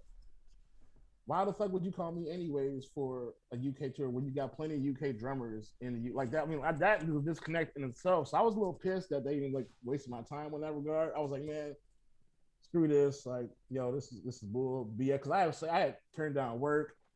You know what I Right. mean? Like canceled work, all this stuff, and like I couldn't Oh get those man. gigs back anymore. You know what I mean? So I'm just like asked out now. Like I'm pissed. So I was like, man, I didn't like homie. He had called me back and left a message. I didn't even call him back. He told me to run down in the voicemail. And I was pissed. I was like, I ain't calling this dude back. And I almost burnt that bridge. This is a lesson, not to burn bridges. Yeah. I almost burnt that bridge, bro. I was like, let me call. And I think a month went by. And I was like, man, or 2 months went by. I was like, let me call this dude back. You know, called him back, and I was like, yo, man, I'm sorry I took so long to call you back, yada, yada. It's all good. It's just water under the bridge. He was like, man, he's like, I feel so bad, man. I'm so sorry. X, Y, and Z. I'm going to make it up to you. So I was like, don't worry about it, man. It's all good. He calls me back like a month later or something. I was like, yo, I got another tour coming. We're coming to the States. We're still, we're doing like 4 weeks or something. I forget what it was. And I was like, all right, cool. Let me know. I'm like, still like, all right, I don't know, but all right, let me Mm-hmm. know. You know what I mean? Mm-hmm. So the ball gets rolling again. They send me dates to the management and all this stuff. And it's green lighted. It's green light. Woo, woo. So I'm like, yeah, okay, good. Yeah. So first show is in Chicago, hometown. Yeah. So, but it's funny because at this point, my family had just moved from Chicago to Texas like a year ago or something, like a year before this or something. So I only had like a couple cousins there and some best friends that was there. So it was weird being in the town, not be able to go home. First of all, that was weird. But anyways, we're in Chicago, we were rehearsing, and I'm just like, it's all good. We in this little weird rehearsal space downtown somewhere, and we just running through the songs. Just us. Just the band. Hmm. Everything is good. Everything is cool. And then we get to sound check, and it's cool. We have this place called Ravinia, which is like I went as a youth. I would go there and check out concerts, jazz festivals, and be in the audience, being like, oh, Chucho Valdez and Chick Corea, and I would be in the audience, just like these are memories that I had. You know what I mean? So here I am on the stage. Heck It's yeah. showtime. You know what I'm saying? So I got a couple cousins in the audience. My best friend sitting right there in the front row. I'm just like, oh, I'm kind of tweaking like a little bit, you know. But we get through the first part of the set easy. The big band section, it was easy. Right. I think the first song of the second of the hit set was Kiss from a Rose. Of course. Of course. Dude, that's when it hit me. I That's when bet. it hit me. I was like, Damn. oh shit. I'm playing with Seal and I'm playing Kiss from a Rose in this venue that I grew up watching all my heroes play at. I got family in the audience. All like goosebumps started coming down my arm and shit. I'm like, oh, this is not the time to be trying to choked up. You know what I'm saying? I'm like, I'm about to start crying. You know what I'm saying? Like, I'm so emotional. It was trippy, man. It's a crazy feeling. It was a crazy feeling playing in your hometown, playing a song that's so memorable. Like, I mean, I remember where I was when that song came out. I remember it was like the Batman movie came out. And then the Batman ride at Six Flags was out. You know what I mean? So I remember standing in line at Six Flags for like 2 hours on this Batman ride, listening to this song on repeat. You know what I'm saying? Like, it was just fond memories, fond memories of just like growing up. And then it came full circle, man, which was a trip. To go almost full circle and play this music with this dude who you grew up listening to on that stage, on that level. Man, it was just a trip. It's a great experience. Man, that's so great. I think that's a beautiful story, man. The fact that like, did you go to the Six Flags when you were going to Cal Arts? I did a few times, but that place scared me, man. I realized like I was at the age where I was like, oh shit, these are just kids here running these rides who don't give a fuck about anybody's life. They're over there playing, they're over there playing tag with each other. They're on their cell phones and shit. Like, They're always like 16, 17, like yeah, and I'm like, they're 16, not like checking the ride. They're not checking for safety. They just in their phones playing tag with each other. Like, I'm like, this ain't safe. And rides would get stuck all the time. And I'm like, I see why, because these fools don't care. But I remember going there, man. I got hired to do Halloween one time. That was fun. Oh, that's cool. With the, Yeah. the with the drum line thing. There? Yeah, it was like a couple of the homies from the percussion school. They got hired. They're like, "Yo, we should go do this." It was actually Richard Giddens. Richard Giddens was on the gig. Richard was a bass player, but Richard had did Stomp for a few years, so he was like that was like right up his alley. Mm. So he was like, "Man, let's go do this track." Like they painted our faces. We played on big ass trash cans, like while people walk by, and we did like 10-minute sets, like every few minutes. That's dope. Have you done any other? Have you played any other theme park gigs like that? Nah, not really. Okay. Dang, Nah. have you done that, Matt? I feel like you've done that. bro. I don't know why. I played hella theme parks. I played That's crazy. I played Legoland, SeaWorld, Legoland. That's actually cool. San though. Diego Zoo, Wild Animal That's- Park. Yeah. How's that experience, real quick? Just like, do they cater food? No, no. You gotta go. You They gotta don't. They don't hook it. Just show up. No, I Hell never had to do no. like the Well, that's wrong. I've done the crazy face paint thing. At Legoland they have like a back place where you can get food from. Like an employee lounge. But like, man, when your face is painted and you're walking around with like spiders in your beard, and I was doing Halloween at Legoland. Yeah, I used to have a big old beard, Gene, like down to here. What? And yeah, bro, it was spray painted green and had a bunch of fake spiders in it, and I had like Wow. crazy ass green hair, like Wow. down to my yeah. So I mean, when it's such a weird thing, you're going around and like you're being normal with people, but you look like a ghoul. A ghoul? Dude, I remember like it was deep. I didn't know how deep it was. Like I remember we were just like the entry level ghouls, but it was like people who had been there from like 6 a.m. getting makeup Oh yeah. type of, you know what I mean? Like Mhm. real actors that got hired to do like, you know what I mean? We were just like awesome musicians. They're gonna airbrush you 5 minutes and bam, you out of there. Go to work. Yeah. But there's people who've been there since 6 a.m. getting crazy makeup, prosthetics, and all kind of crazy stuff. Like that was crazy to see like the Hollywood aspect. I was like, oh, this is real. This is a part of Hollywood that's getting employed Yeah. to do this. You know what I mean? Like Yeah, I was mean, like, like oh, this is people. I kinda know cool to people that see. work at like Universal too. It's the same stuff. It's like you gotta like wear your thing, or people that even work at Disneyland. Mhm. I remember gigs though. Those gigs are fun. I did Disneyland, but like it was like playing like the restaurant or something outside the restaurant somewhere. Okay. Like the mall area, the walk Yeah, area yeah. or something. I hated that shit too.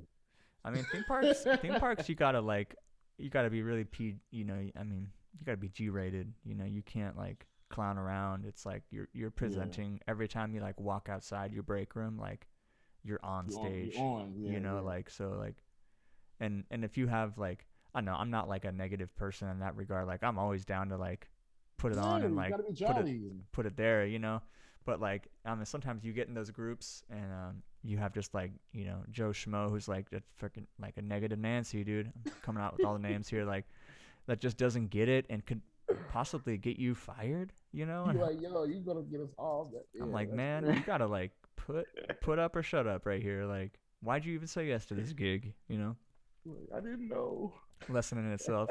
And people that don't, I love that people that take those gigs too that like don't think they have to be a character. They just think they can go up there like with friggin' jeans or something and like play music. And it's like, no, bro, like you gotta costume up. Yeah. But and that's one thing I have a hard time doing too, man. It's like you gotta pay for the suit, bro. That's extra. oh sure, man, absolutely. Like, when we gotta wear a suit, gotta wear tux. Oh no. oh Oh yeah, that's God. extra 100 for that tux. Something. You gotta sweat in that thing, man. Yeah, juggle, man. Man, I look at some of the old drumming videos and people playing in tuxes, man. I mean, I have a hard time playing with the jacket on. I tried to do that the other day. I was struggling too. I was like, I It's gotta play hard. traditional.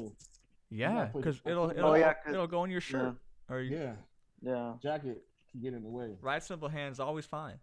Yeah. But- No, that's there. You got. I gotta switch it up to traditional somehow. Yeah, that's Looking like, hilarious. Yeah. cliche jazz drummer, and like, yeah. get out, stack of the dude. Skip That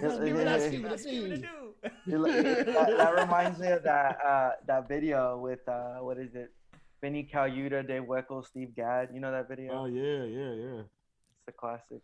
They're Man. all in tuxes. I just watched the I mean, because Hutch told me to, I watched that Smitty Smith versus Steve Smith video, Oh, yeah. I Modern haven't seen Drummer. that.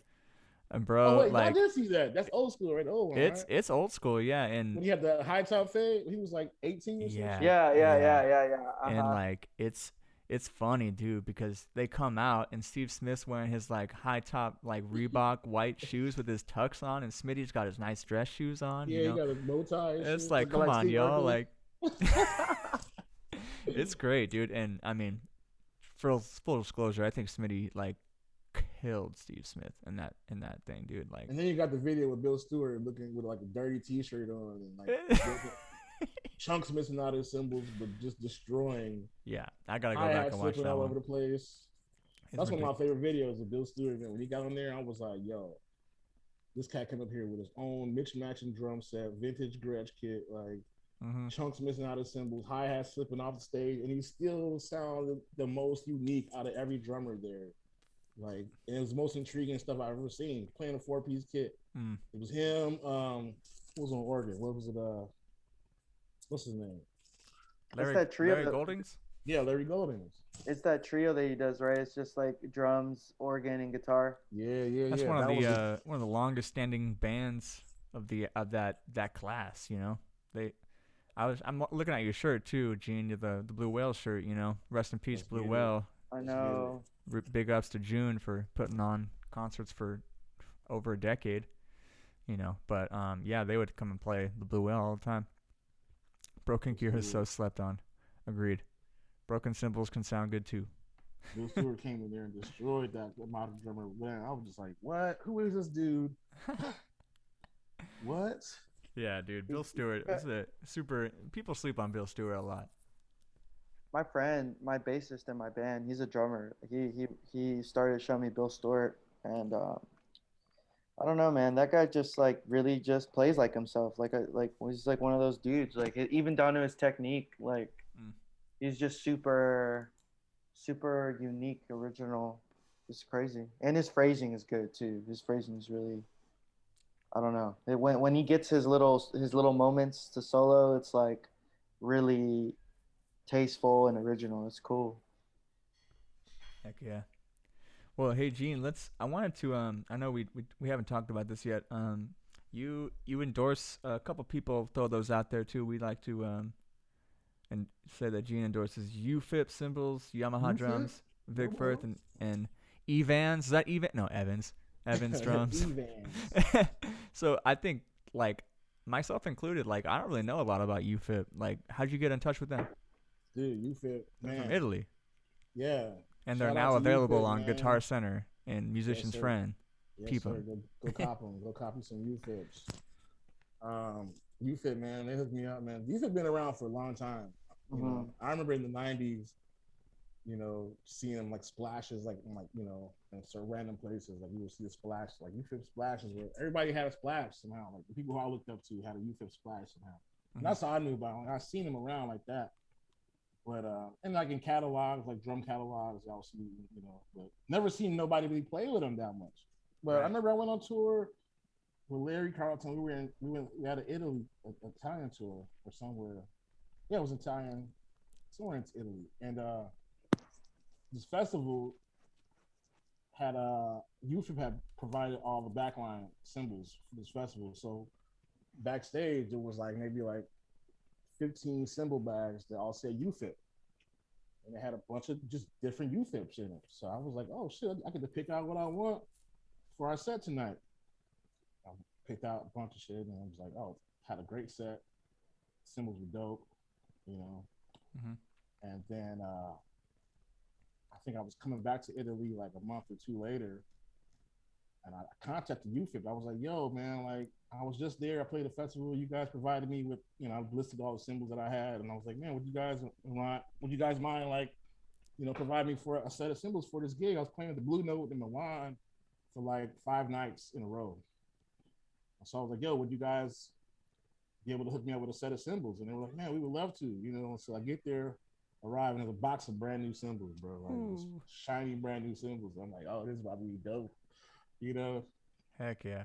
And so the gig ended, and I was like, yo, man, they came to the show or whatever, and I was like, yo, would you guys, or I was like, yo, would you mind letting me hold on to these? Like and taking them back home and representing you guys. And they're like, man, we would love that. Would you be into that? And that's just how the relationship started. Wow. So That's amazing. really nice, nice people. Super nice, super nice, super nice, man. Super nice. I think they're well known in Italy and in Europe. Of Sure. course, Mhm. But I think that the goal is to also just branch out and get other artists. Yeah. They want to get. They're definitely seeking more American artists for sure. I think at the time there was only like three of us. Like there was a dude on the East Coast who played in like some rap group, and it was somebody else. I forgot. There was like another dude in Chicago, in New York, who played for like a choir or such a church. The dude, he was like a well-known church drummer. Mm-hmm. So how long have you been on UFIP's roster? Man, some years now, some at least over 5 or 6 years. Wow. At least. That's cool, man. No looking back, I guess. That's a Man, you know what? It's like it's been a lot. It's been a lot of trial and error, honestly, because it's so far. do you And I just you think just have to like ask them for some symbols and they'll send you some and yeah. you kind So of say I yay mean, or nay, huh? I had an idea of what I wanted from like testing out stuff before, Yeah. and they would come to like the NAM show and stuff, and they would bring some things. Sometimes they would show at the NAM show, I guess. Um, but for a long time, they had a representative who lived in like Wisconsin or something, and he was my correspondent. So I would like go through him or ask the dude straight from Italy, can you send me something like? And I would try to describe what I liked, and sometimes I would get stuff that was like way too heavy or just like too thick. I'm like, man, this is not really the jam.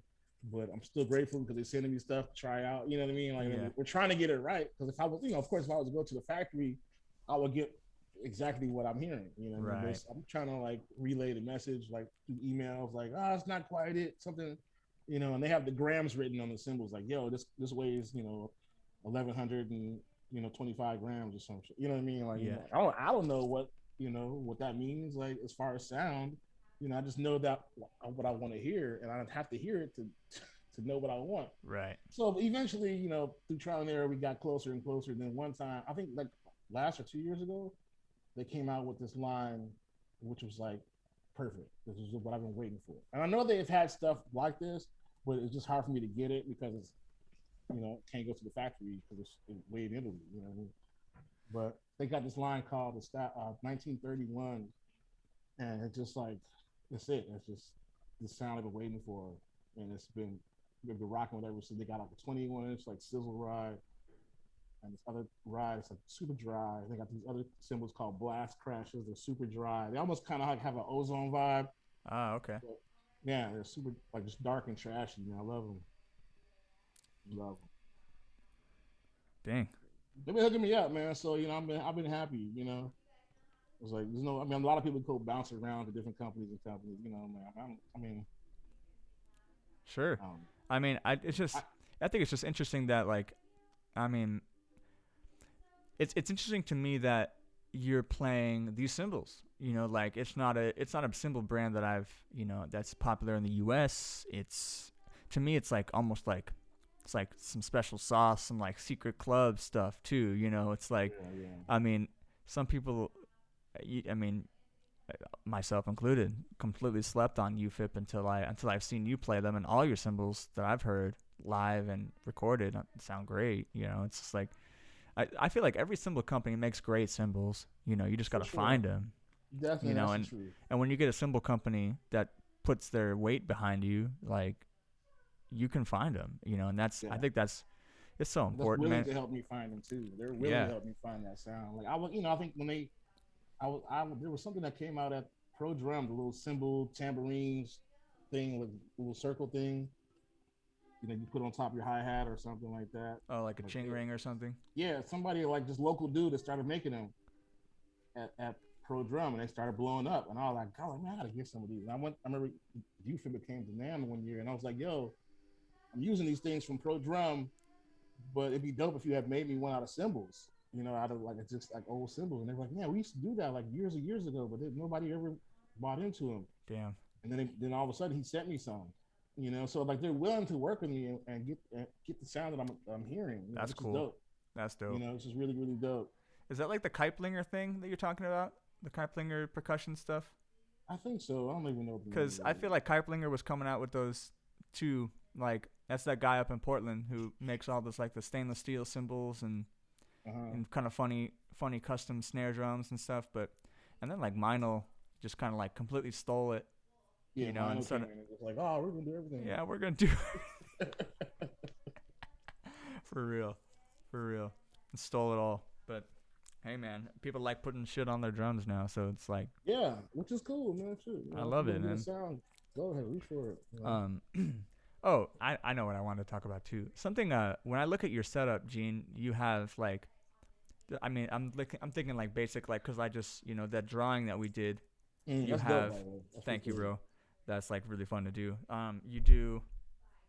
You have a left, a splash, a right crash, and then a cymbal underneath.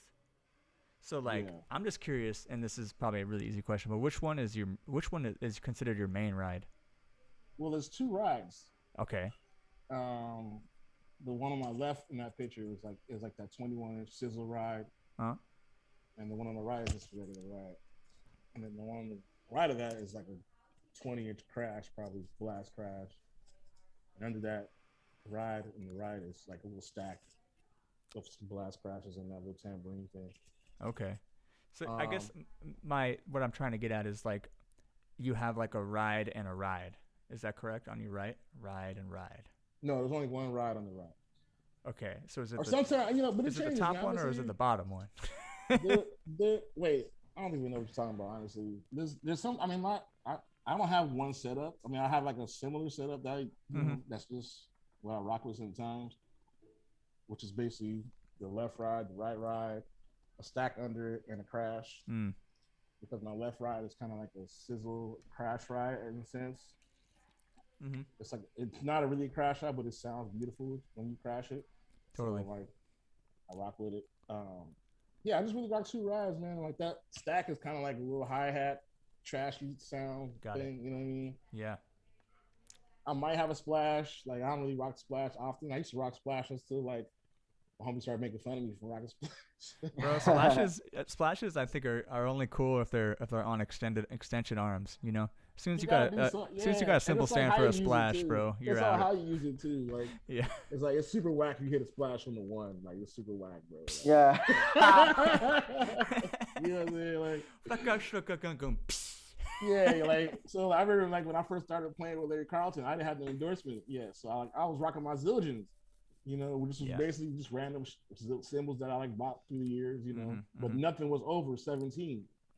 None of my crashes were over 17 inches, so I had like 15-inch crash and 16-inch crash. And my homie, I had splashes set up on the kit and shit. I had like three toms up top, and a 16. Like this was my setup when I first started playing with Larry. Yeah. I was coming from like gospel world, like funk, R&B world, like totally. Thinking like I need a big dumb looking kit, with hella splashes and crash because I'm on tour now and all this Hell stuff. Yeah. Like, So the homie, the bass player, he used to playing with like Tom Panos and Gary Novak. These heavy hitters, like cats with that can play and shit. So and plus he's Larry Carlton's son, so he grew up around all the greats. Yeah. You know what I'm saying? So we be on the road and he be talking shit like, man, get these little baby bitch ass symbols out of here. We need some man symbols like. So after get some big symbols. He saw talk shit, man. So I had to step my game up and get some 20s. Man, it's crazy. 18s, if you look at like Brian Blade's setup, like I've seen That's him. That fool goes like 24, 22, or 24, 22, and 20. That's like just big pies, Yeah, man. It's funny, man. I was saying like even like when I saw video footage of him playing with Seal. Brian Blades played with Seal back No in the way. day. Wow. Dude, this video footage of him.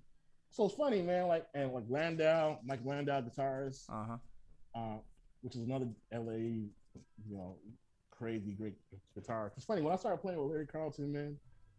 All the guitar players out the woodwork wanted to play with me. It was like I got validated by all the guitar players, like in LA or like around town, like That's so who's dope. who, like it was trippy, man. So, but like Landau was one of them, like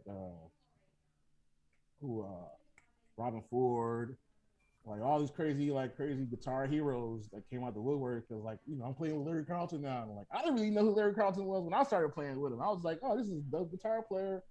His son is hella dope and funky on bass. Like we just having a good time. You know what Yeah. I mean? Like Is that I didn't think Travis? nothing of it. Travis's Yeah, name? Travis Carlton. Okay. Tight. I never thought nothing of it, man. Like, and maybe me being naive in that sense made the music work. Because if I knew who Homie was beforehand, I probably would have been like shaking in my boots, like probably nervous in audition. Yeah.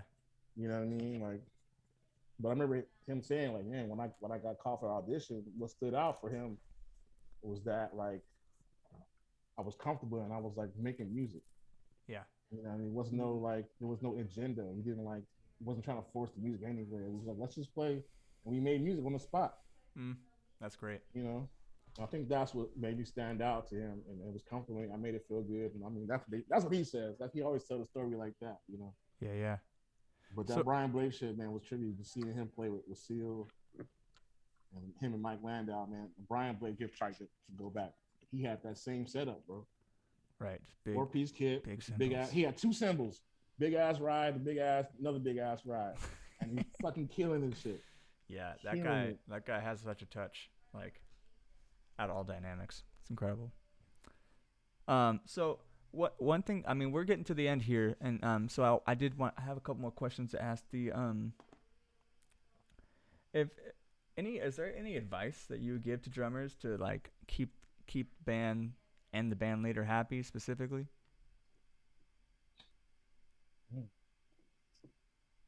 Come prepared. That's good. Come come prepared. Like do your homework.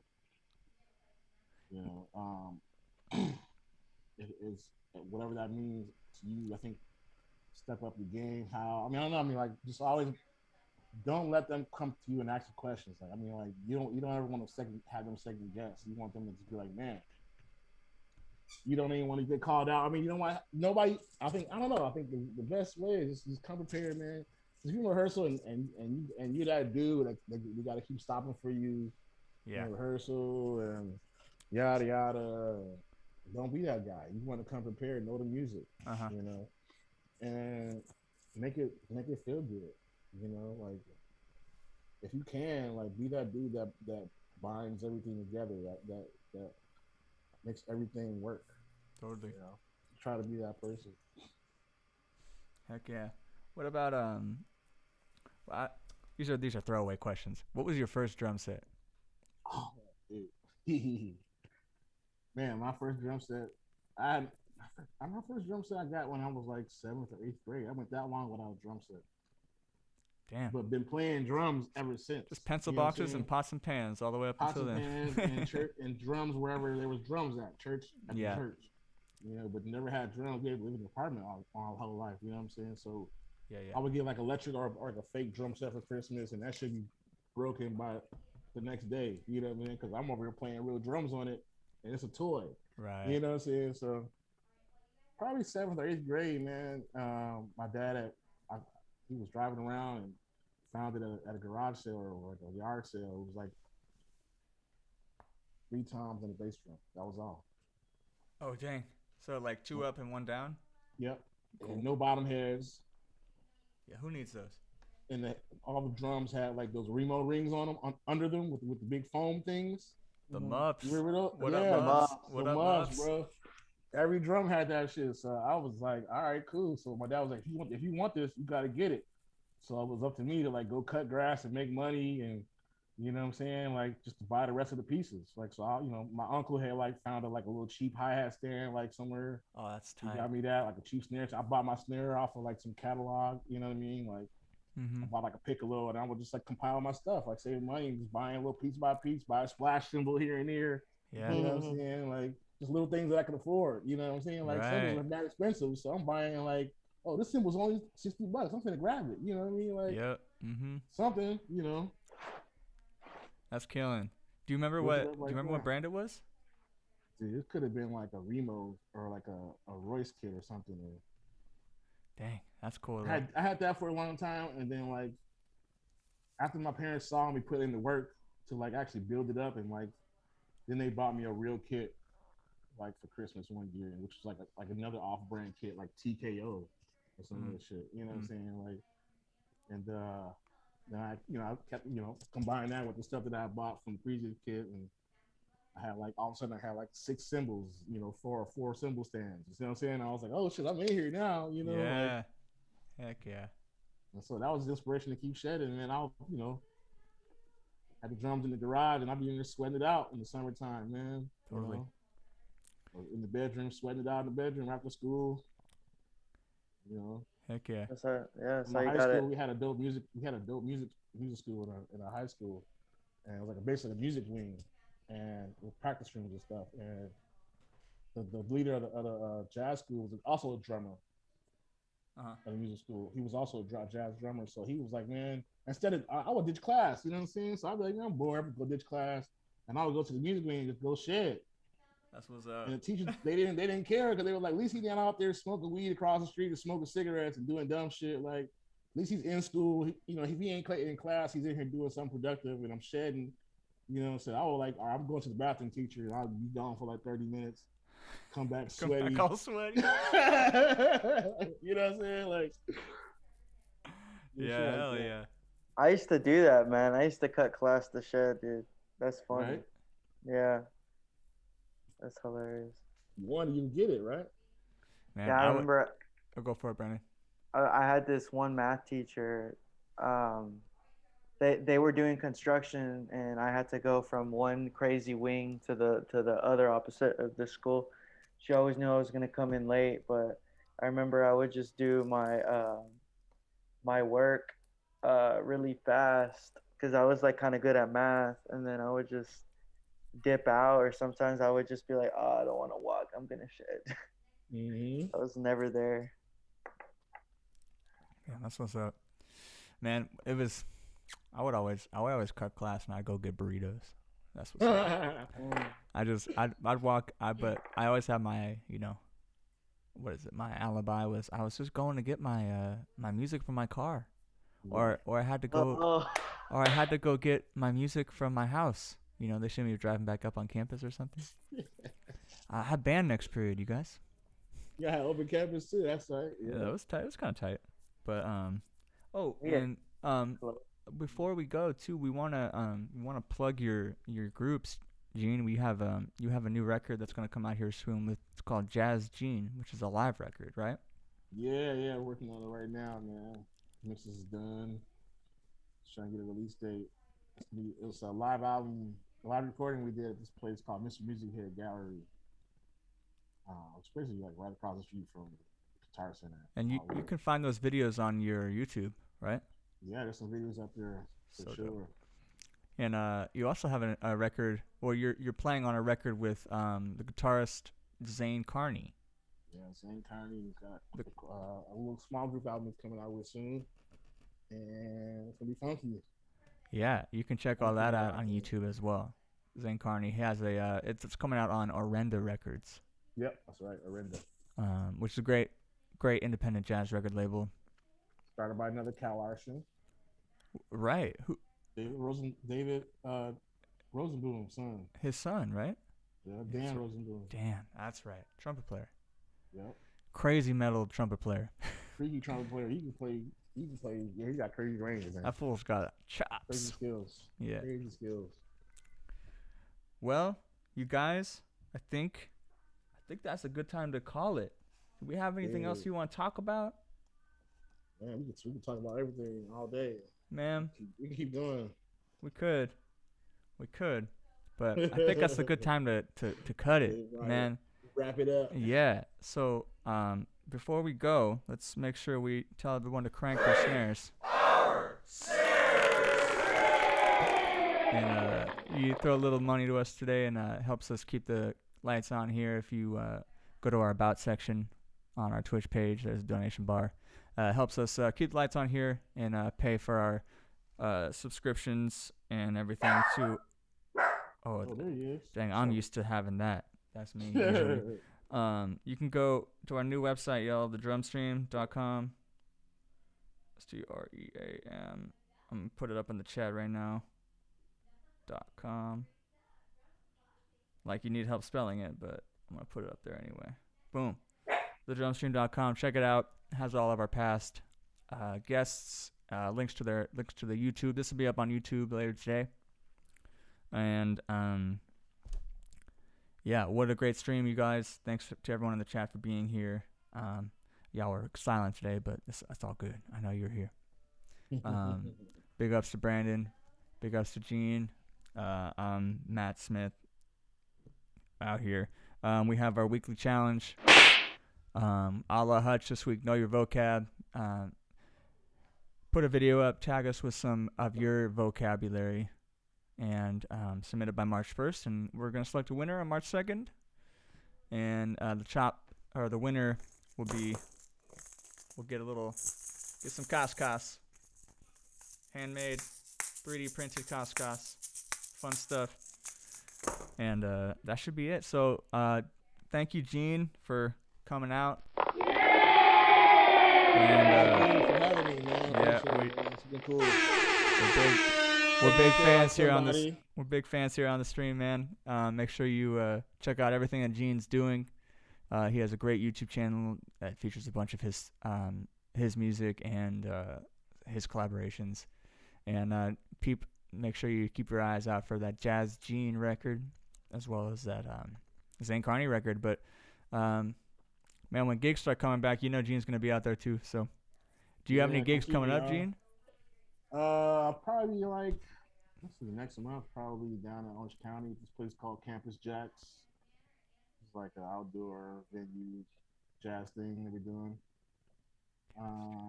Tight. I'll keep y'all posted. Just look out for that date. All right, and you can follow Gene on Instagram. Plug your Instagram real quick, Gene. Gene Pico, is it? I think Gene Pico.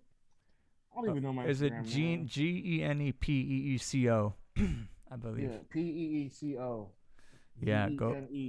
GenePeeco, Gene Pico, or just type in Gene Coye with an E. My picture, GeneCoye. That's what's up. Holla at me, your boy. Yee. All right. Heck yeah, Gene, Brandon. Thank you all for being here. Everybody in the chat, make sure if you're not subscribed to us here on Twitch, that you do that right away. We're trying to get to 100. So, anyways, we'll see you guys next week.